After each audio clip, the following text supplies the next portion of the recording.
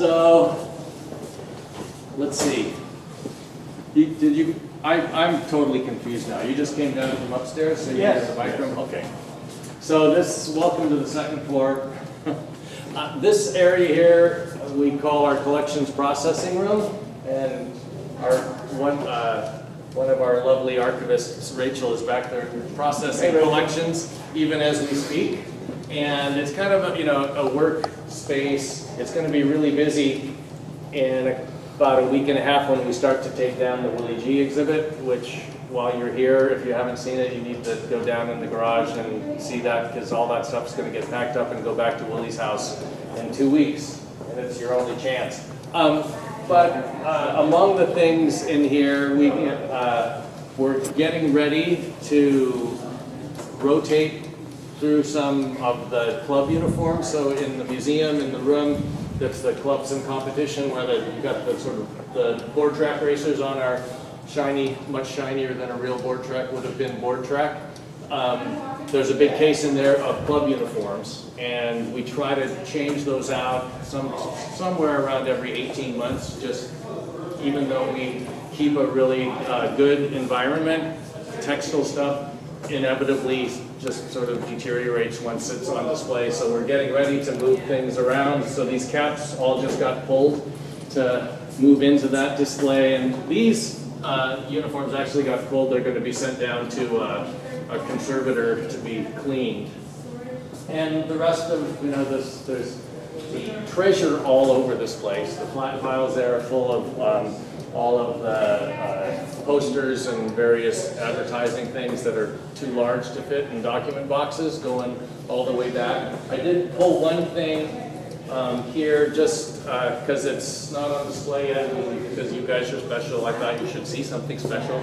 So many of you know, well, you pulled into the museum and you saw the big 1903 in the bricks, which is when we count our birthday from, the year that we sold our first motorcycle.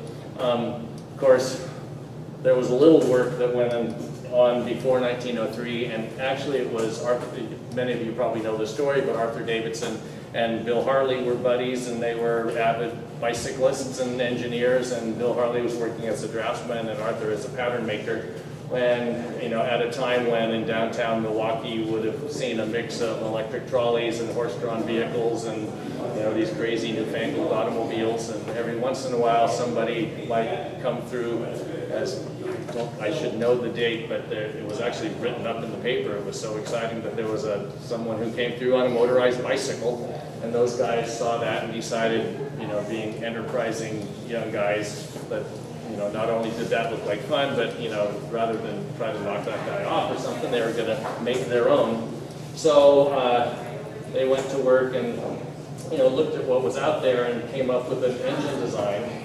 So this drawing, this is, it's pretty great that we have it, but it's sheet 2 of 2. So sheet 1 of 2 was probably the cases, but it's dated down here, July 20th, 1901, drawn by William Harvey.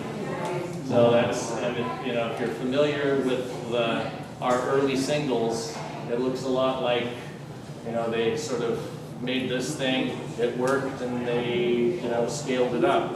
But among the things, I just think it's so kind of indicative of the spirit that started this, company, that, they weren't thinking that they want to try to, make a company and make some money. They were thinking, dang, that looks like fun. I want to make one of those things. So that's on paper or something? It's actually, it's a really fine linen that they put some kind of a sort of varnish on and then draw on with India ink. I was telling an earlier group, because we don't have a lot of this stuff, unfortunately, like most companies, Harley has, oops, did I just move it? That's right. Here. As long as you're here, you might as well get a good picture. I got to know a woman whose father was an engineer here started in 31. And she brought in a few things that are in the museum, but I asked her about this kind of stuff, and she said that, they would have a lot of the project drawings, for instance, like when her dad was an engineer, they would have been working on the knucklehead. and they'd have them, the large drawings on wooden rods, you know, so that they could pull down and work, and when a project was over, they could take those drawings home, and they could soak them and soak the varnish off, and then they were left with this really nice fine linen that they could use for handkerchiefs and napkins. So that's, yeah, I got to say to her, yeah, so you grew up blowing your nose on our knucklehead drawings.